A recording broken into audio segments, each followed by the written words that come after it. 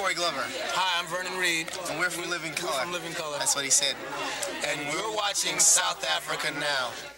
Global Vision presents the television news magazine of Southern Africa. It doesn't exist on television, and it doesn't exist. I would actually appeal to the world that information is there and can be found. Because it is important that people know what is happening.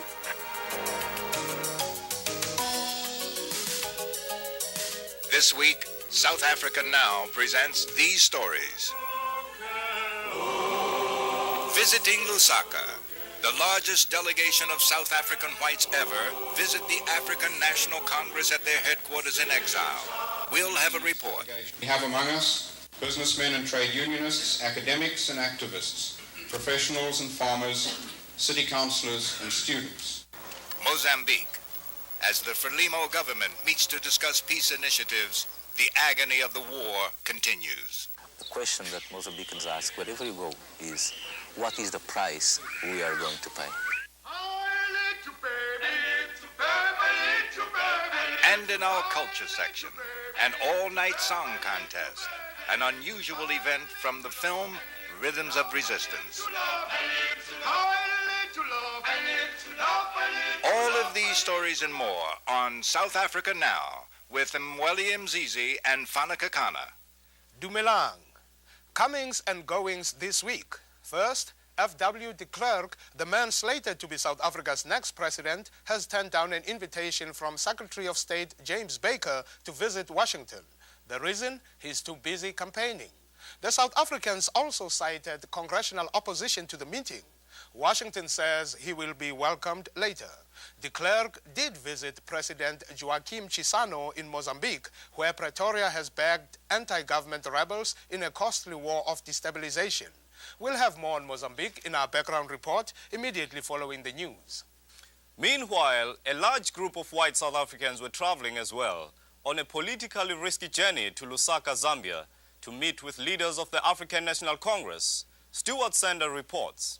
Oliver Tambo, with Zambia's President Kenneth Kaunda at his side, opened the meeting of the Five Freedoms Forum. The presence of the group here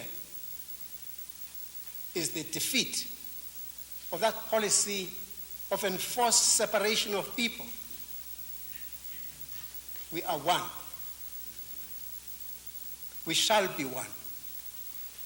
Thank you. The 114 white South Africans was by far the largest group to meet with representatives of the ANC. We have among us members of the Democratic Party and members of extra-parliamentary groups, businessmen and trade unionists, academics and activists, professionals and farmers, city councilors and students. I have no doubt that we also represent a wide range of political viewpoints. Thabo Mbeki of the ANC reiterated terms for negotiations with the government. If it wishes to be taken seriously, it must do something about the release of Mandela and the other people. It must do something about the unbanning of organizations.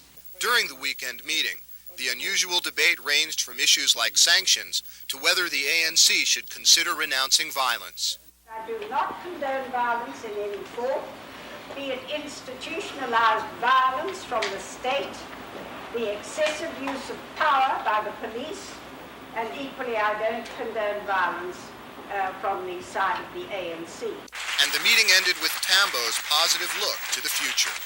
There are opportunities for us to face the future together as South Africans. And the ANC will certainly play its role in ensuring that South Africans move together as South Africans, not as black and white. And together, in a final show of unity, the two groups sang Nkosi Sikeleli, the African anthem.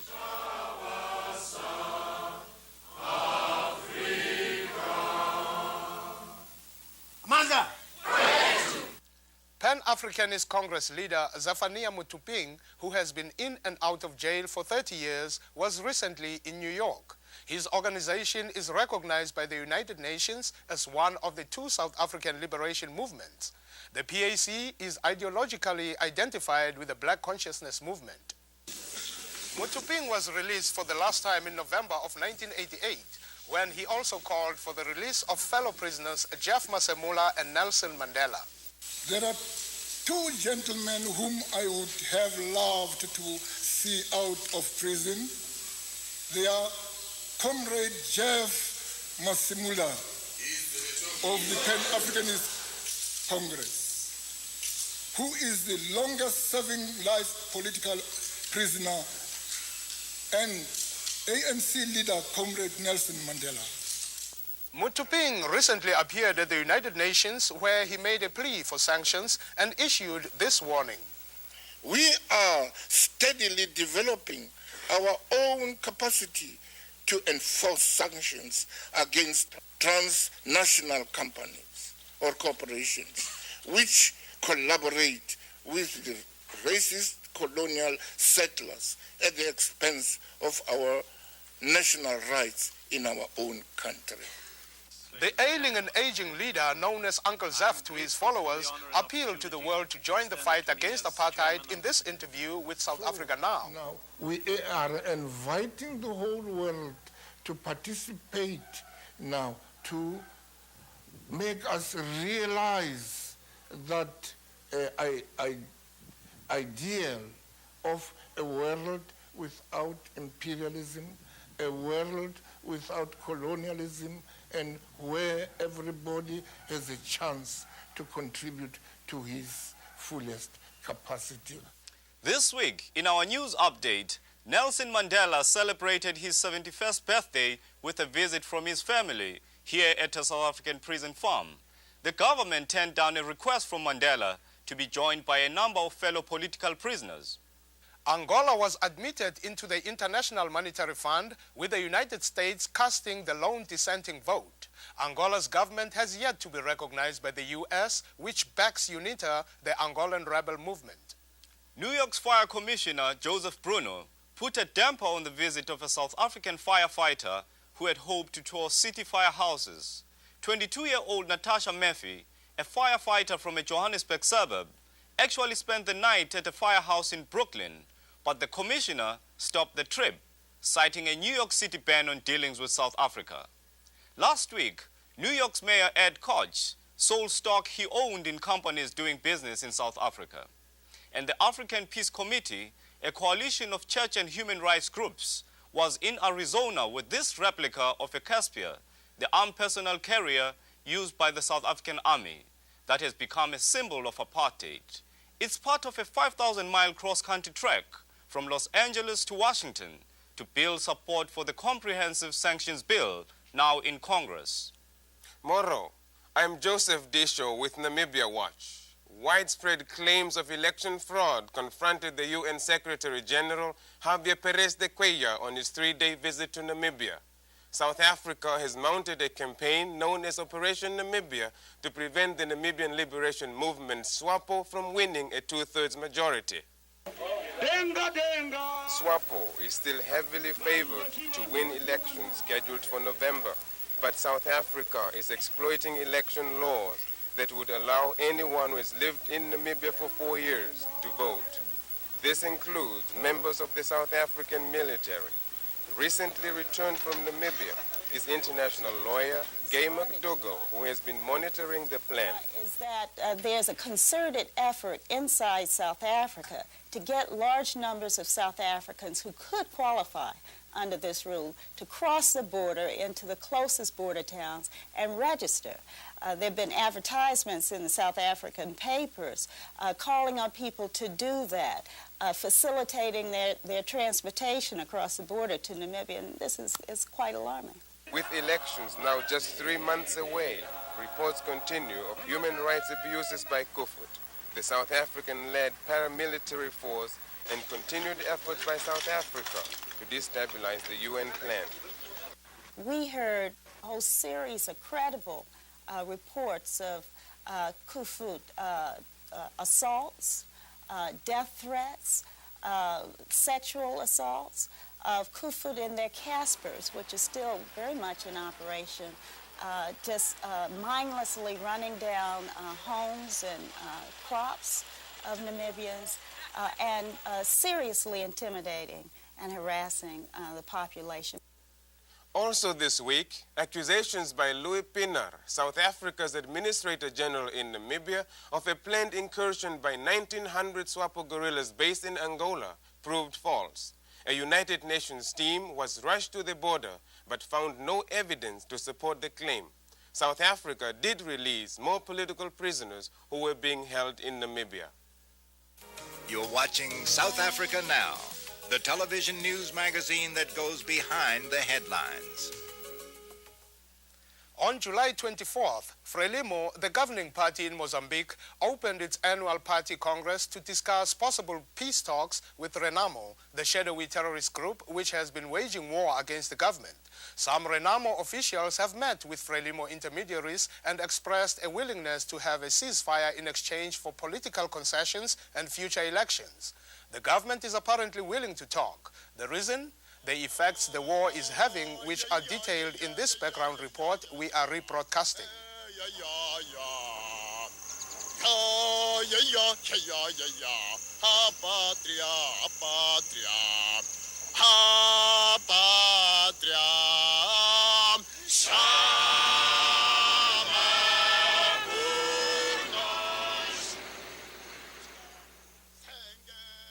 This is the village of Kafumpe in central Mozambique.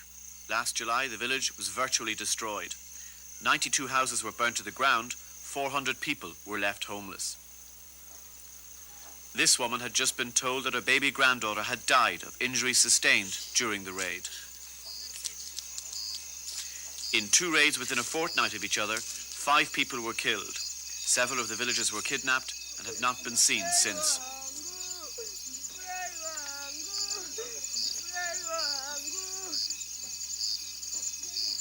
The attacks on Kafumpe were carried out by an anti-government force which calls itself the Mozambique National Resistance, the MNR. Most Mozambicans simply call them armed bandits. The bandits have no policies and show no interest in taking power. Their only aim appears to be the destruction of Mozambique and its people.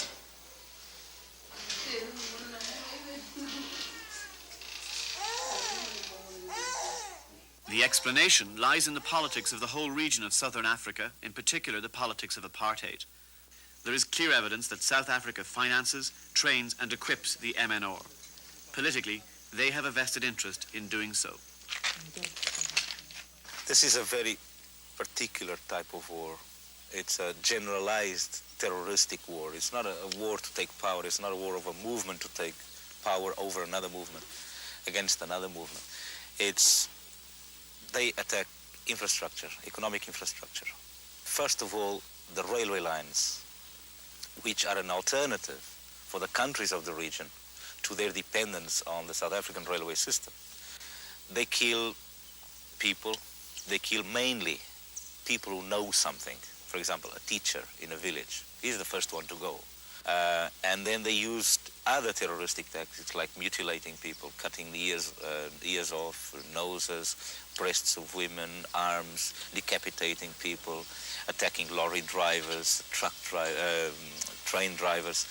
And it's this type of generalized terrorism that is aimed at making Mozambique unworkable and making Mozambicans scared. In July, the bandits attacked the town of Hamoine on the coast 150 miles north of Maputo. 424 people were killed, including patients in the local hospital.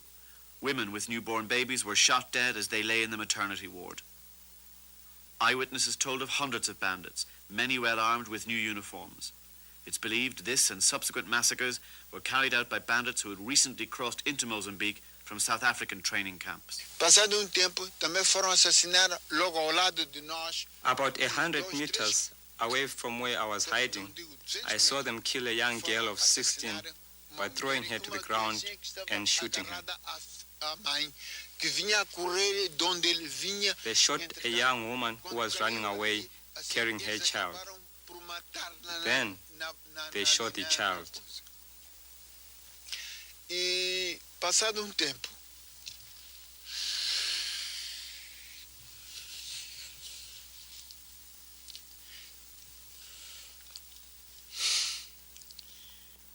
Since Hamoine, over 600 people have been killed in similar massacres, 2 of them in the last month, both just miles from Mozambique's capital. In this massacre last November, 32 trucks and the food they were carrying were destroyed. Over 100 people were murdered.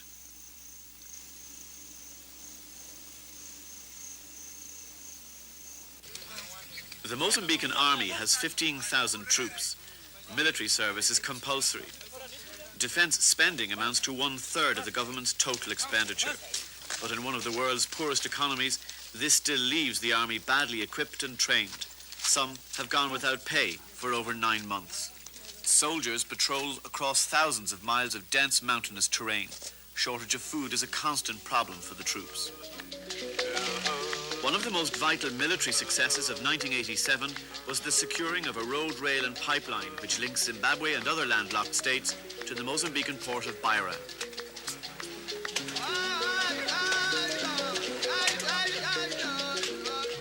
Mozambique has 3 ports, at Maputo, the capital, Beira, and in the north, Nacala. All 3 have train lines linking the ports with the landlocked states of the region. If these train lines were fully operational, the bulk of the trade would pass through Mozambique, earning badly needed revenue. With the exception of Beira, all the lines are closed, sabotaged by the MNR bandits. The absence of a reliable service to these ports forces Zimbabwe, Zambia, Malawi, Botswana and Zaire to use the ports of South Africa.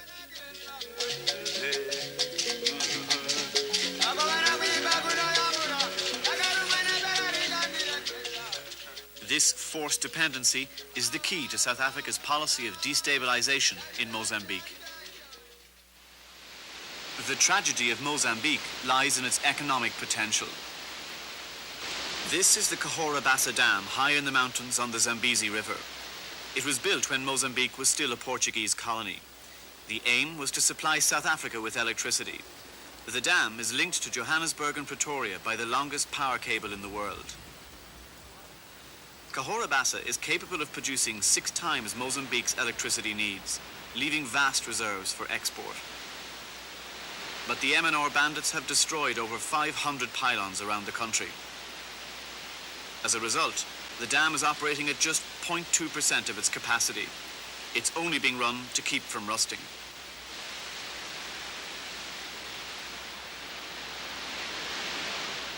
Ironically, Mozambique's capital, Maputo, is forced to buy half its electricity from South Africa.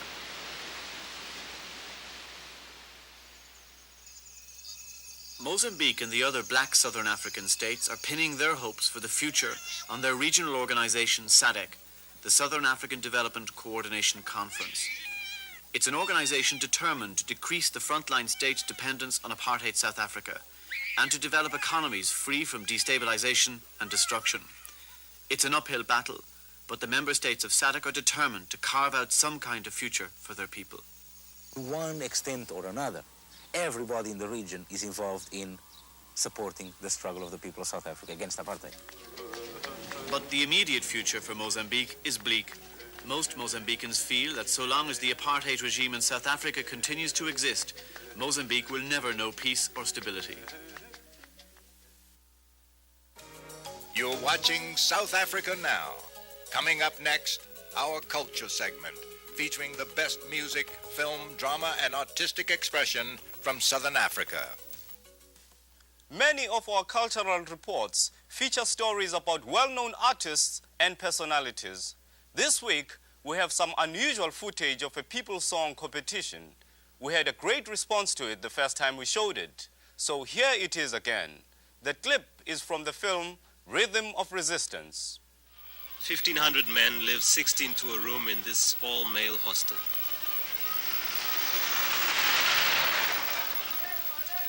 It's policed and controlled by the city authorities to prevent any spontaneous protests against the conditions they live under.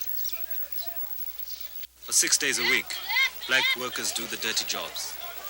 But on Saturdays, they reclaim their pride.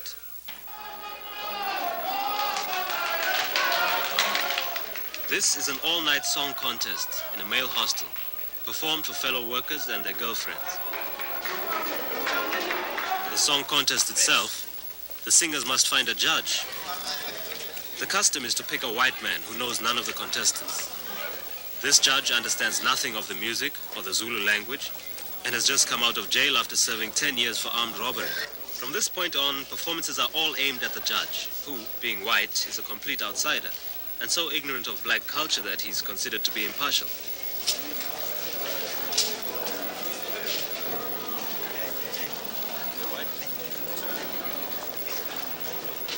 The judge will choose a winner whose prize is the traditional one. Order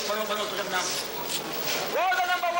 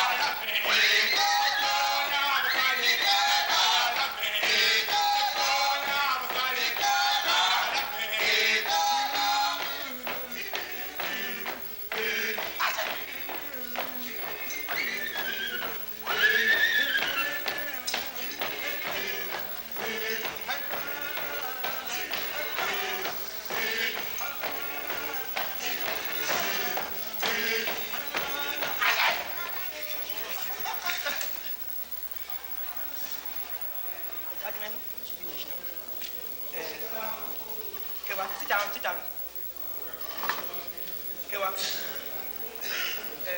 The judge makes his selection. Give me first, second, third, and fourth.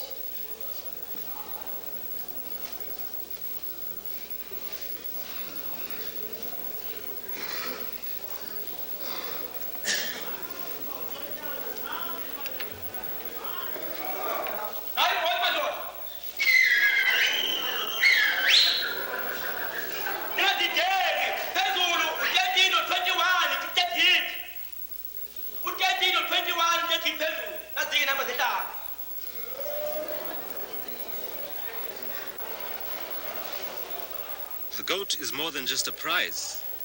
It's a symbol to the singers of their own culture. In place of the white man's money, the goat represents value in traditional African terms.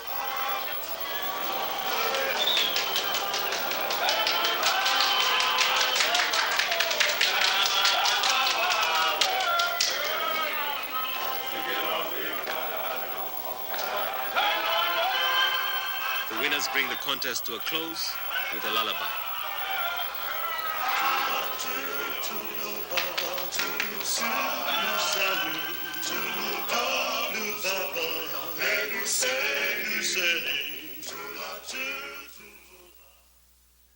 Thank you for watching South Africa Now. We are happy to report that our program will be on the air on many more PBS stations beginning next week. If you like what we are doing, please ask friends in other parts of the country to call their local stations and ask them to air our program. For a free resource list on the issues we cover or to purchase a transcript, send a self-addressed stamped envelope to South Africa Now, P.O. Box 1907, Canal Street Station, New York, New York 10013. Transcripts are $3. Ask for show 312. South Africa Now is produced by Global Vision on a non-profit basis in association with the Africa Fund.